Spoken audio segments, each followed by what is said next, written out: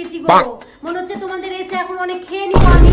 আমার মা বাবা যতদিন ছিল তারপর আর আসবো না ভেবেছিলাম। আমার দাদাটা আছে ওই জন্য টাকা নিলে ওটাও আসতাম না। এই যে বাড়িটা দেখছো, এই বাড়িটাতে যখন হচ্ছিল এক একটা করে ইট এরকম কাঁধে করে করে আসতাম। তবে এই বাড়িটাতে এখন ভোগ করছো, আর আমি এখন আসলে সবার মুখ ভারী হয়ে যায়। আমি ভারী হয়ে গেছি, এক একটা দেওয়ালে আমার রক্ত মিশে আছে। ওই দেখে দেখে এটা ও নতুন শাখা বাঁধা নাকি? বানালে আবার? হ্যাঁ, তোমার দাদাই বানিয়ে দিয়েছে।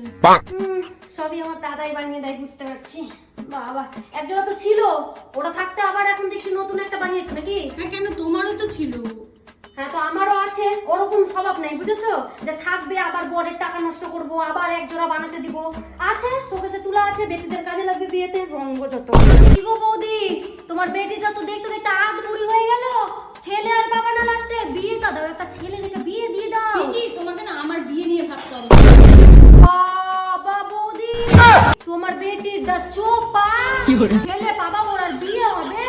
বাবা, এত চোপাগিরি করলে বিয়ে হবে না। আমার পুচকিকে দেখো, মুখে মুখে একটা উত্তর দেওয়ার সাহস নাই। ওর চোপা চোপা ভেঙে দিচ্ছে। ধরতো বাবা, খেয়ে গেলে তো আমাকে। ও দাদা, আসলাম, একটু নিজের যত্ন নিও, কারোর ভরসায় থাকিও না। ওই নে, তুই টাকাটা রাখ। না না পিসি, আমার লাগবে না। আরে তুই রাখ, এটা তুই রাখ। না, না, লাগবে না। আরে তুই চকলেট খাবি, তুই জানো, চিন্তি কিছুটা রাখ। ঠিক আছে, রাখ তুই। এটা খাবি, খাবি না?